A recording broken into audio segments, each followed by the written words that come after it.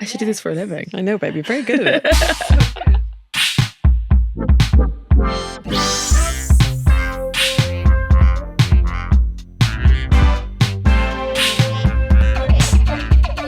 Hello and welcome to Sidetracked. My name is Annie McManus. And my name is Mahalia. My co-host for today. Welcome, babe. Mahalia, one of the biggest names in British R&B, Grammy nominated. You've won 2 MOBO awards, discovered by Ed Sheeran and signed your first record deal at the age of 13. Yes. You have skin in the game. There's a lot to discuss on today's episode. Sidetracked is, if you're new to it, a weekly podcast where we go through all of the week's events in music and talk about pop culture. And it's really fun. And there probably will be swearing, right? There absolutely will be swearing in this episode and probably some themes of an adult nature. So be careful, be warned. I think we should do it. I think we should do it, babe.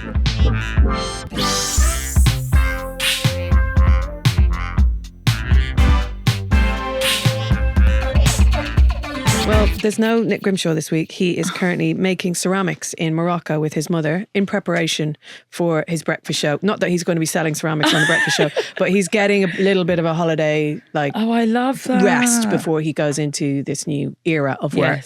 Yes. So yeah, it's such a treat to have you on. Thank you for doing it. And also just a treat to see you and spend time with you because I haven't for in a while. long time. Yes, I know. And in doing research today, just can't get over that you're still only 26. I know, I feel like a baby at the moment. I'm not sure what that is. Well, because you're only 26, you are a baby. But I feel like you've been in the industry for a while. Yeah. And you have so much experience. So you have a really unique take, I suppose, because you are still a really emerging artist. Yeah. But you've been in the game and you've got skin in the game and you understand this industry very well. So it's... I hope so. Yeah. I'd like to think so. God. I mean, yeah, it's an interesting one because I feel like when I turned 26, I actually had a meltdown. Right. I kind of freaked out that I hadn't reached all the goals that I wanted to reach by the time that I was that age. But now I'm starting to feel like a baby again. And maybe that's just because I'm kind of in the phase of writing new music and starting that again. But I feel like I'm really small again. Is that a good feeling? Sometimes. Yeah. Although sometimes it also makes me lie on my floor. In the fetal position. Yeah. I mean, we've all been there. Yeah. So it's good and bad, but I'm really excited to be here. I always get slightly nervous when I'm hosting, but I love it. Okay. So thanks for having me. Absolute pleasure. Before we get into this week, Mahalia, how have you been? What have you been up to in life in general? Gosh, life in general, I think not that much. I've actually just been trying to exist a little bit. Yeah. I think after my last album, which was 2023, I actually think I had a bit of a freak out. Right. Definitely needed a break. Did you do a lot of touring? Or? A lot of touring. Right. And this year, well, at the end of last year, I kind of made the decision to not tour this year. Okay. I think I had this one chat with my therapist and I just was like, I haven't not toured since I was 14. Wow. And I really feel like I could do with a year of just not touring. Focusing on music, sure, but then also focusing on some normal stuff. I really want to learn to drive. Yeah. Yeah, of course. There's a few things I think just in my personal life that I just really want to get together and get sorted. So I'm actually really good. I'm excited for you. I'm excited for Mahalia on the roads. What have you been listening to, if anything? Oh my gosh. Mixed things actually. I was quite obsessed with Hit Me Hard or Soft for 7 months. I had it in my headphones when I was cycling all the time. Yeah.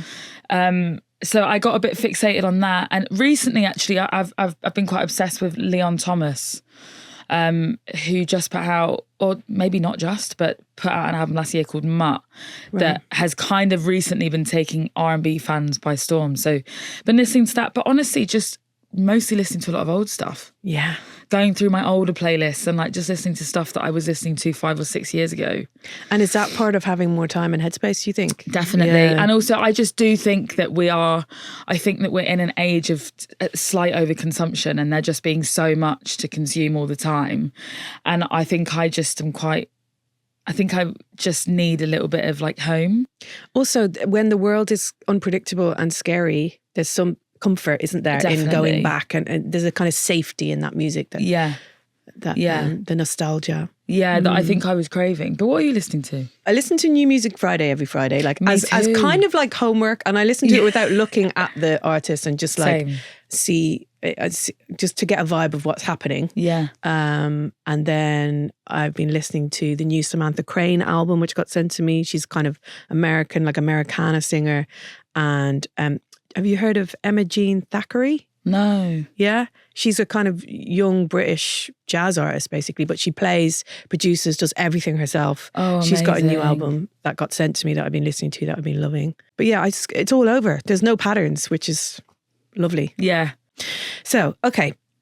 Mahalia, I think we need to talk about the news. I'm so happy that you're here for this week of all weeks. Same.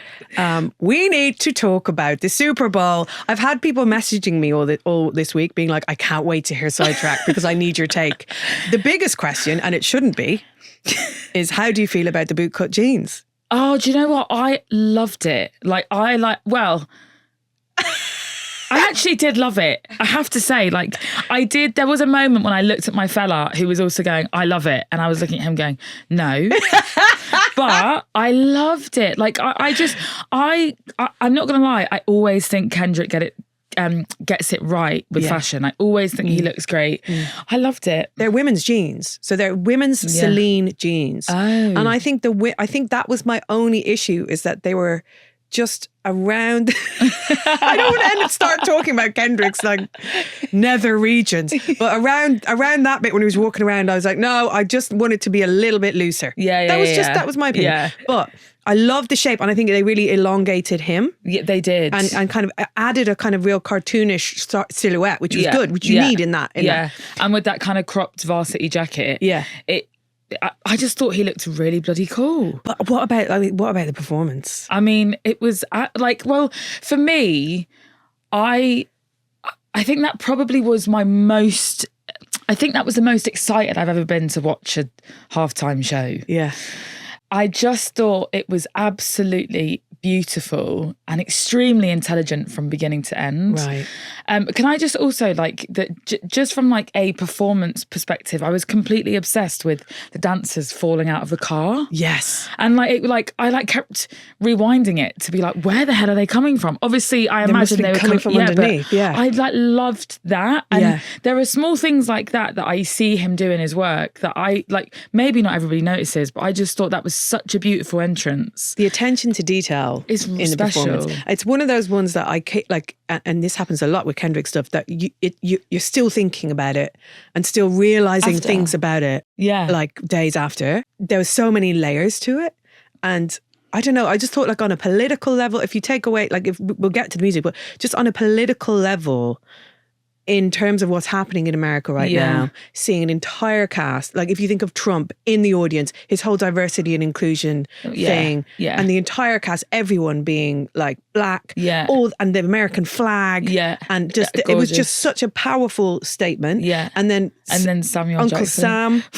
Also traditionally, so Uncle Sam, always a white man, always white with the white beard. God, that picture I think lives in my brain actually of that Uncle Sam image of him pointing to camera. Samuel Jackson as Uncle Sam is so unbelievable. It's inspired. Oh. Yeah. So there was just so much about it was powerful. Serena Williams. Oh my gosh, stop. Okay. How did you feel about Serena Williams? I mean, I am obsessed with Serena. Like, probably never have not been. Her crip walking to... then no. Do you know what? Actually, there is so much drum pick because it was only like a 5-second clip of her crip walking, but it was the fact that it was They Not Like Us. Yeah. It was the fact that I just thought it was perfect. It was perfect. The context of her as well, like she has come up with against so much stick all her life, and I don't know if people remember when she did the crip walk at Wimbledon, got loads of flack for that. Seeing a lot of stuff about that. So it's not just about the Drake thing, and I think a lot of people are saying that on the surface level, so much of this was just a big F you to Drake, but there was so much more. Yeah, I mean, she is his ex. There's always layers to everything, isn't there? Definitely. And there's a real conviction in yourself when you are only going to do, like, obviously he did Humble and DNA, but most of the music was new. Yeah. Off the new album. Yeah. Or even bespoke. And wasn't there a tease? Was there a tease for a new one? I think there was a tease because he started the show with an unreleased song. Right. Which I think is called Bodies. Yeah. Which I also just think was like the perfect way to open because everybody was kind of caught off guard. Yeah. You know? Yeah, it was so clever. And in the same way that he teased Squabble Up at the start of the They Not Like Us, he's always one step ahead, isn't he? Amazing. I do just have to say, him referencing Drake suing him. Oh my God. Is so brilliant. I mean, I've never experienced in my lifetime rap beef that has gone to a level of culture this broad and huge. Yeah. And being so unequivocally like binary in terms of who's won and who's lost. Like it's quite something. It is. I don't know if we'll experience something like this again in the same way. I feel like we've all seen rap beef and stuff online and kind of these things come out, but the way that Not Like Us completely took over last year, I do find quite sensational. Yeah. And I do also, because I probably am from like when I was a teenager quite a fan of Drake as well, or just like a fan of them both. And I think for a while, or like for a moment there, it was looking like Drake was going to take it. Yeah. And then he just didn't. Tell me something. Did it change or has it changed your opinion of Drake as a fan? Like, do you want to listen to him less now? Like how he's dealt with it all, how it's kind of... Because it really the does... court case, for me, yeah. The defamation court case, I think that I don't know if I can judge him for that. I think if he is going to stand in his truth that everything Kendrick said is a complete lie, then of course calling somebody a certified paedophile is crazy, and I think needs to be addressed. I think maybe the thing that made me go, ugh, was the case about buying the streams. Yeah. Just because I think even if maybe you think that is the case, I don't know if we should be questioning that. Yeah. I also think because if you lose that, it's quite embarrassing. Yeah. I'm not sure. It's but then giving, also it's giving sore loser a little bit, that case. It is. Yeah. And also because I think to imply that about Kendrick, I think is majorly fucking crazy. Especially just because I think it kind of downplays actually how brilliant that song is. Yeah, I think that's the kind of thing that we're going to look at for years to come, that performance and that whole era of beef between those two. I felt, as a fan, as a major fan of him, I think I felt slightly validated that he is brilliant. Yeah. And we've all known that he was brilliant. Yeah. And I think that the Super Bowl halftime performance for me just completely solidified his place as, in my opinion, absolutely one of the greatest of all time. Yeah. I don't know if we'll see another artist like him in our... We're lucky to have him. We are. We are. Yeah. Okay, next up.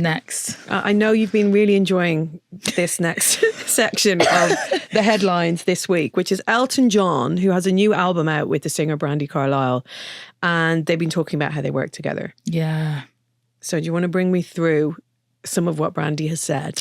So from what I understand, because I was reading about this yesterday, is essentially, I think in the writing process, I'm not actually sure kind of how early on, but what it sounds like is in the writing process, there were quite a few moments where he lost his shit. Right. So from what I understand, he smashed his iPad, he smashed his headphones, he tore up Brandy's lyrics, he threw them on the ground, he told her to F off. He said that her lyrics were predictable and cliche. Oh my God, Elton! Yeah. Well, so that's what I read. And I was like, sorry, how did we go from there to now promoting an album? I wonder, but is there some sort of kind of like acceptance of him being... Maybe. But I never experienced, or I never imagined him as the kind of tortured artist, you know, that the person who's like... Me neither. Ripping up lyrics, like... No. But the thing that I'm trying to understand is, were they close prior to working together? I just know that she seems to work with so many legendary artists, so she is also the woman who worked with Joni Mitchell, right? I mean, I love Brandi Carlile. Yeah. She's amazing. So she obviously has form in knowing how to kind of collaborate with, and work total with people. legends. And maybe there's like, you always get a sense with him that he says exactly what's on his mind. Like there's no filter. Yes. So he's just going to be truthful in the moment, which could be a good thing in the studio because you need transparency, you need truth, You right? do. But equally, you have to have a thick skin because you're both making yourself vulnerable in a collaboration. 100%. How have you found, you've collaborated a lot. I was literally listening to November on the way in with Stormzy.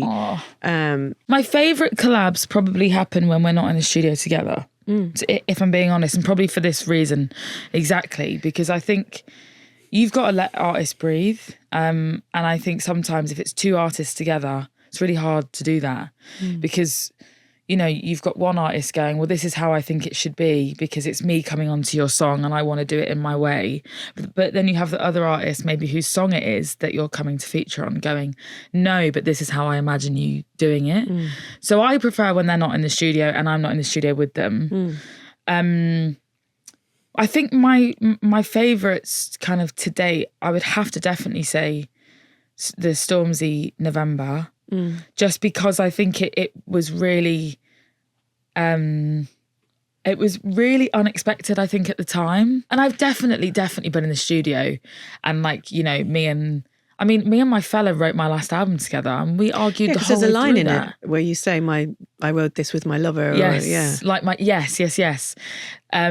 We wrote 12 out of the 14 And is he a songwriter? songs. Or is he is. Wow. He's a songwriter. He also does his own thing and then he kind of does other stuff. He's a many strings kind of guy, basically.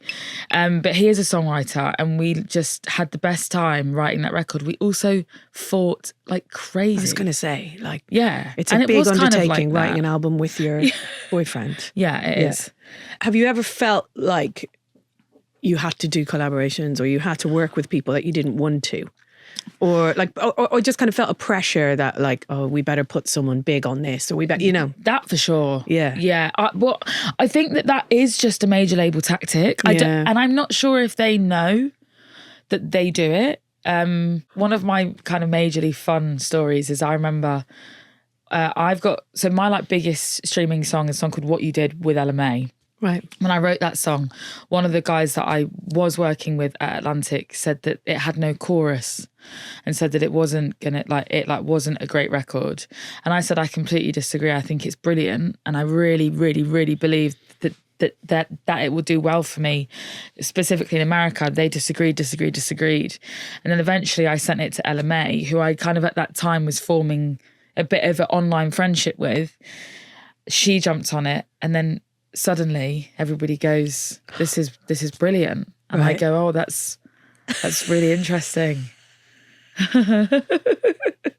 And it's that stuff for me. I think, honestly, I've started to get to the point, I think now, where I go, if you don't laugh, you'll fucking cry, because you just have to laugh at that stuff because it is absolute delusion. And I think probably being signed so long, and you've seen your fair share of that. And I think I always call myself a label baby. Like I felt like I was born into it, being under them. You were signed when you were 13. 13. Yeah, so this is my 14th year with Atlantic. Wow. Yeah, and I'm knackered. If you're looking for a new podcast to obsess over, you should try Miss Me on BBC Sounds. Best friends Lily Allen and Makita Oliver get together once a week and basically discuss the world, the highs and lows of their lives, the biggest cultural moments. It is a real friendship being played out on a weekly basis. I love it. It's such a good podcast. That's Miss Me on BBC Sounds. So Chappell Roan at the Grammys last week, she won Best New Artist Award. Huge thing for her. And she used her acceptance speech to really call out labels, record labels, in this case, on a welfare basis with regards to how they treat their artists. So she asked them, well, let's hear what she said. I got signed as a minor, and when I got dropped, I had 0 job experience under my belt, and like most people, I had a difficult time finding a job in the pandemic and could not afford health insurance. It was so devastating to feel so committed to my art and feel so betrayed by the system and so dehumanized to not have health. And if my label would have prioritized artist health, I could have been provided care by a company I was giving everything to.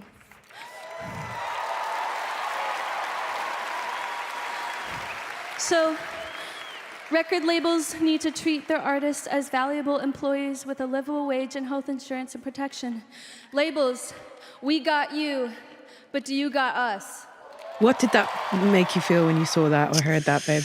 My first thought actually probably was probably how fucking brave. The fact that, like, in her history, she was signed to Atlantic and then dropped from Atlantic and, you know, still making all the music that she's making now and has done so well with now, but was kind of being ignored by them.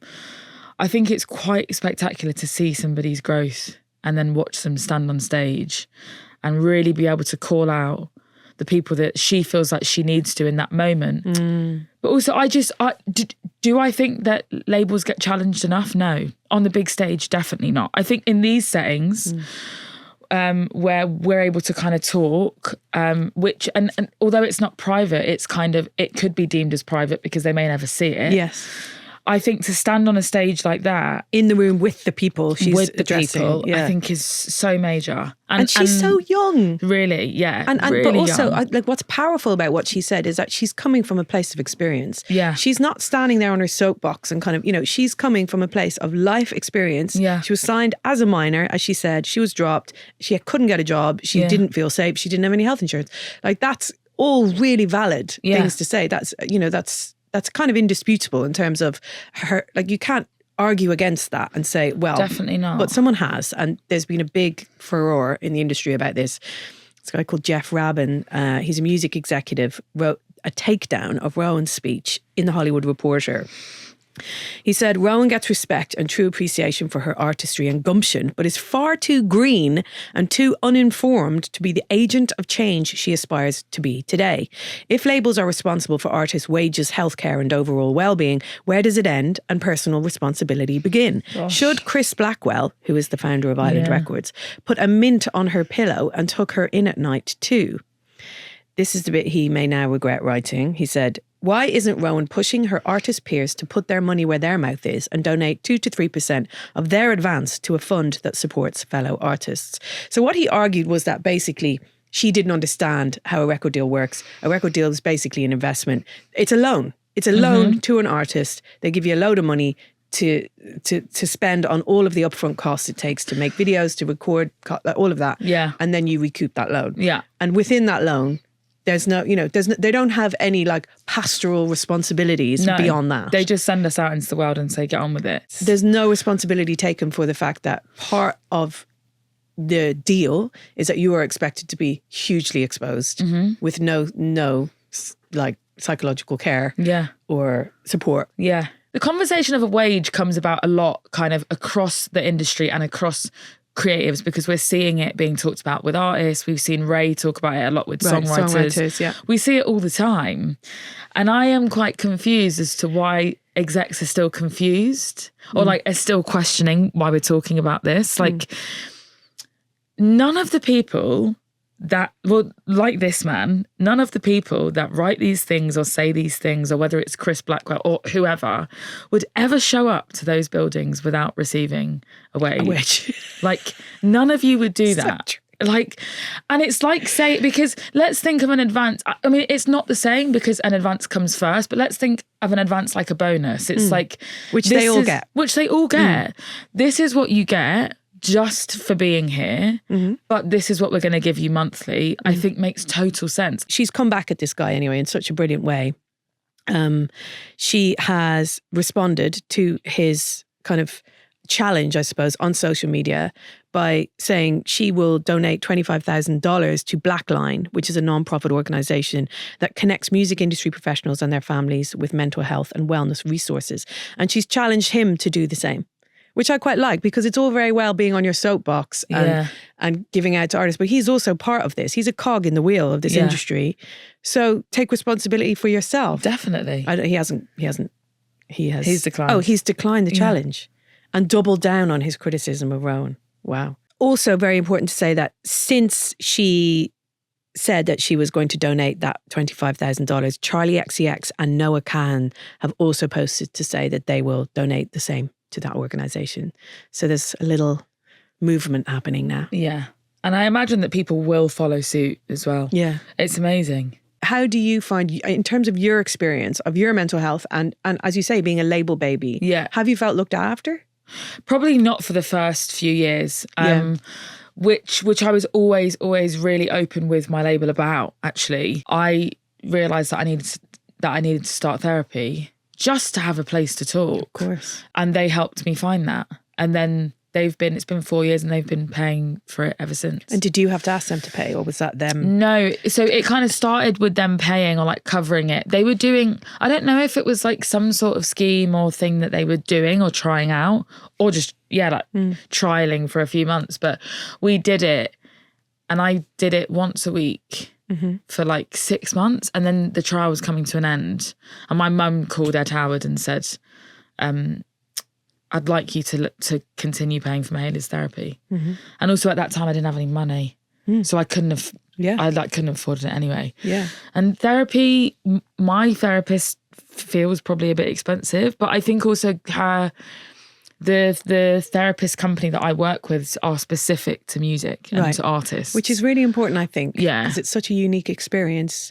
You kind of want your therapist to have some knowledge or experience of that. Yeah. Because also what you don't want is to sit in therapy and be explaining what everything means. Of course not. Yeah. Yeah.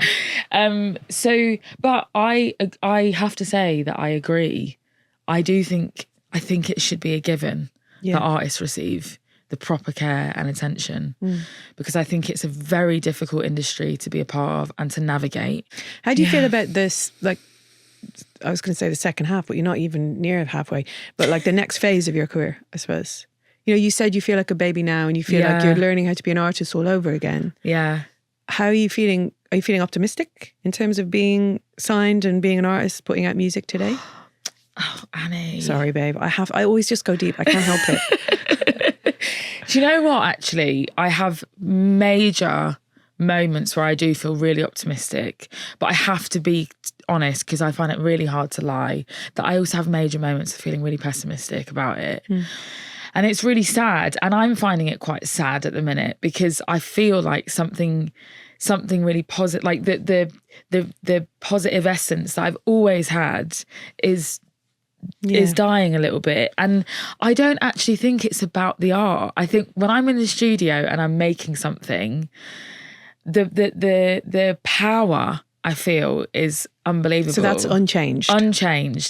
I think I find the industry really draining, and the more that we go forward and the more that it centers around social media and numbers and data, it's really draining. Here's a question. Yeah. Having seen examples of people do it differently, and when I say that, I mean Cleo Soul. Yeah. Does that give you a sense that there is another way? For sure. Beyond the industry. For sure. And does that allow some optimism in there? Like yes. that you can always leave. You can always yes. try it a different way. Yeah. Obviously that involves money. Obviously of having your own pot of money to be able to create music. Yeah. It does actually. It does. And also, you know, like, I will sit and watch the Grammys and watch people win their awards and the like odd tears of joy that I have watching people win, and watch them kind of do stuff their own way. Especially just recently, kind of with Ray and with Doechii, and just watching these brilliant, and in this case mostly women, kind of like be absolute trailblazers in the industry, gives me loads of optimism. Yeah. I think it's just because I've been signed so long, you know. Yeah, I do think it's just a long time. Like it's half my life. Yeah. From 26, yes, I've been signed 40. It's literally half my life. It's mad, isn't it, that you're only 26. Yeah. And you have this sense of being jaded by them. And you're so young. Like lots of artists haven't even, you know, are still hoping to be discovered at this point. Yes. You know? Yeah. And I tell you what is also a bit confronting is that I am quite jaded by them. And I also have loads of love and respect for them. And I'm finding that really confusing. The two things can exist. I know. And I think that sometimes jolts me a bit because I don't know. It's like, I don't know which which side I'm sitting on. Am I sitting on the side where it's like, you guys don't understand me and I need to get out of here? Or am I sitting on the side of, I love being a part of this team and you've been with me for 14 years. The people that sign me are still the people that work with me now. And I think that is a little bit unheard of in our industry. Totally. But actually, I feel it's quite nice to say that, like to say that there is a bit of pessimism in a space that's not just in my therapist's office. Yeah. And I think a lot of other artists who listening to this would feel the same. Yeah. You know, and it's very understandable why. Because as you say, it's not sustainable. The level of expectation on artists these days is actually not sustainable. No. For a long-term career. You can't sustain that level of exposure and production and work and pressure with social media on top. It's just not. So it's kind of, something needs to change. Yeah. So, Mahalia, we now need to talk about love songs. Your new project is called Lover Girl. It's Valentine's Day this week. Yes. It's time to talk about love and love in music. So why Lover Girl? Because that is just so completely me. Right. Which I don't think I realised actually. And I got it from my bestie, because she used to say to me all the time, God, you're such a lover girl. And I'd be like, what does that even mean? And then one time I asked her to explain it to me and she just was like, you're just so unafraid. Like love just doesn't emotionally. scare you. Yeah. And I think I am. And I don't think I realised. I also quite enjoy the feeling of like falling out of love or you know, kind of heartbreak and the grief that you can feel from certain types of heartbreak and even those moments when I maybe don't love myself in the way that I want to. Yeah. Something about that, I don't know if it inspires me, but I find it interesting. I find that part of the brain quite interesting. When I watch, I mean, I've seen every romance film ever made and like I know all the major parts and I cry at all the right moments and I like probably am that girl. Yeah. And I think now it's just being like accepting it and like being really excited by like what that means about me. Yeah. And also what then I can do with that in my music. Because I think another thing is I feel like interviewers would always make me feel like writing about love was quite boring. And done. And I just had always disagreed just because I thought, but there's so many avenues. Yeah. So much weird shit happens when you fall in love. Yeah. Even weirder stuff happens when you fall out of love. Yeah. And I just think that there's so much to talk about. So, yeah. So with regards to love songs in general and Valentine's Day being this week, let's just talk about the art of the love song. Yeah. So it's thought that more than 100 million love songs have been recorded, just FYI. 100 million? Yeah. Oh my God. The earliest example dates back to 2000 BCE, in the Bronze Age, basically. Oh my a gosh. poem composed in ancient Mesopotamia for King Shu Sin. It's believed to have been used as part of sacred fertility rituals. But that, like, it just goes to show, from the dawn of time, love is such a mindfuck of a thing that the only way to process it is through music or writing. So you like it's a way of trying to make sense of it, right? Yeah. What do you think is the ultimate love song? If I had to say to you right now, Mahalia, one song, you would see the way Mahalia's looking at me. Oh my gosh. One song that is like the ultimate love song for you. It's not got to be positive. Oh God, no. Oh, thank God. Okay. I would say... Oh God, I know mine. I think I know mine, but I don't know if anyone's going to get it. That's all right. Mine is Bonnie Raitt. Bonnie Raitt. I Can't Make You Love Me, yeah. Okay. I think that's my ultimate love song. Why? We'll put it in the show notes so people can listen. Because I think unrequited love is the most devastating kind there is. And I don't know if I've ever felt pain like that before when you are trying to get somebody to love you or you want them to love you in the way that you love them. I don't think I've ever felt pain like that. And I've probably been through some quite terrible things with partners. And I, to this day, probably am the most affected by, I won't say his name, but this boy when I was like 11 who just didn't fancy me back. And I think it's still unrequited. The unrequited. And that song also, I just find I just think it's really painful. Yeah. Yours, I need to know. X Factor, Lauryn Hill. Major. Die for me, die for me. You said you die for me. Oh. Live for me, live for me. Why won't you live for me? Major. Major. Yeah. Major choice. Yeah. Is there a genre that leads itself to love songs? Like if you think about all the different sounds of music, right? Yeah. Is there one type of music or sound of music that really says, yes, this is love music. This is... I am biased, but I think R&B. Yeah. Just because I think it's just so, like, you know, it can be sexy, it can be heartbreaking, it can be. But then also, I would say also just because of what I grew up on, probably folk as well. Yes. Folk, kind of acoustic soul, all of that. A lot of people need to know, like, must. you came through with a little acoustic guitar as a songwriter. Yeah, singing in a Leicester accent. Yeah. Yeah, because anytime I've gone through a breakup, Bon Iver restacks just breaks my heart. And it breaks my heart because at the end of the song, it's one line. He says, "Your love will be safe with me." Oh. And it, like, I think also just knowing the context of that album and like understanding that he was going through a breakup, just that is like everything that used to make me shiver when I was like wanting to start making music. So I was listening to New Music Friday a few weeks ago and there was a guy called Dayo Bello and the song was just an ode to a woman. Yeah. Basically, just like idolizing her. Wow. In a, you know, in a physical way as well as, you know, her personality. And it was just, it made me realize I haven't heard a song like that in so long. Yeah. And am I not just, maybe I don't listen to loads of R&B. No, you don't hear that anymore. Right. No, like not in the way that we did when, like, definitely not. I mean, even just thinking about, like if I think about Tyrese and like when I was a kid, like, and I'd come home from school on a Wednesday early and I'd watch MTV at like 3:00. And I think about all of those R&B guys were just singing about loving women. Yeah.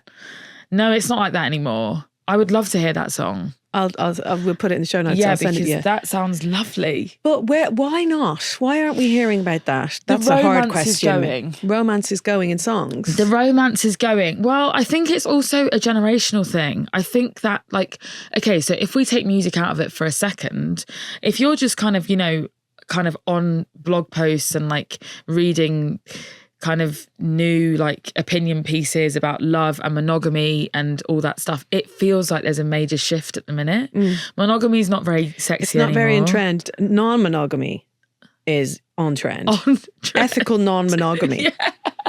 And all of the dating sites that kind of, you know, field all these new website dating sites that are kind of allowing for that. I see podcasts, TikToks, videos about it all the time, that men are not built to have one partner. And it's always a focus on men, can I just say, which slightly pisses me off because actually I think we're equally able to have be non-monogamous. So because of that, I think you then see that reflected in culture everywhere, and I think that's what's happening in music. That's what I feel. That's fascinating. Which is why I just wrote a song called Monogamy because I'm like, this is really important to me, that the people that still are into this are also are getting served in their songs, you know, and that's why I'm a lover girl. Love that, babe. Love it. Happy Valentine's to you. So next up, we talked about Bruno Mars and Sexyy Red's new song, Fat, Juicy and Wet. I can't say it without laughing. In a recent episode of Sidetracked. And we have been inundated with messages from scandalised Sidetracked listeners. I just love the cultural aspect of this. I love how we're all so repressed and can't handle someone talking explicitly about the female genitalia in this way. We just can't do it. No. So Sue says, I did my homework after listening to last week's episode and quite frankly, I wish I hadn't. It's a WTF from me and my ears. I didn't even get to the end. And Izzy in Manchester sent the following. Hi. I'm just making some pesto and I just listened to the Sexyy Red and Bruno Mars song. I'm shook. I'm shooketh. Shooketh. I kind of think Shooketh Sue. I had this like feeling throughout the entire song. Mainly when he was singing. Sexyy Red, slap. She goes for it. She does the thing. Right, good for her. But whenever he came in, I kind of got this feeling like, you know, when you're a kid and you realise for the first time that your parents like actually have sex for pleasure and not to like make babies. I kind of had that feeling like whenever I heard his voice in that song. So it's a big no for me. No, thank you. Like -5 out of 10. Will not be listening again.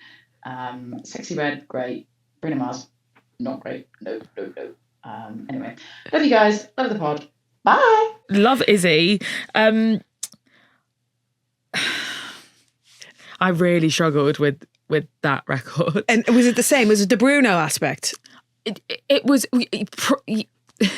probably. Yeah. Because Sexy, I'm ready for that from her, you know? Like I can't lie, Ski was like my tune for a good year.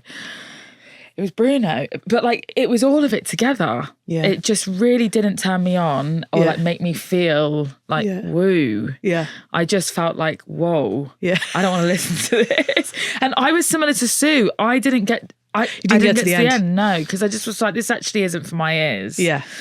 As we say on the show, we are not the intended audience. Yeah. I think none of us are. No one is the intended audience. Yeah, because I need to know who is. Yeah, exactly. Because that's a good question. Who is? I actually would love to know. Or like maybe, do you think he knows who is? I don't know. I don't know, babe. It can't be the girlies. I don't know. And I still don't know why Lady Gaga's in the video. I'm so confused by that. I wake up at night sometimes and be like, why? I don't understand. Like, Mahalia, thank you so much for being here. Thank you. It was such a pleasure to get some time with you. And thank you for being so just honest and telling us about your life and your process and all of that. So yeah, cheers. Best of luck with everything. Thank you. Is there anything we need to be looking out for? No, listening out for, I mean. There is absolutely music coming. Yes. There's music coming. I'm just kind of, you know, going through the motions and trying to put it out in the right order. Sure. But that's it. But for now, listen to Pressure Points, please, because it is fantastic. Yeah. Yeah. Okay, if you want to get in contact, email us at sidetracked@bbc.co.uk. Mahalia, would you mind doing us the number? The WhatsApp number. Absolutely. You can also get us on WhatsApp at 079 700 82 700. Thanks, Mahalia. Thank you.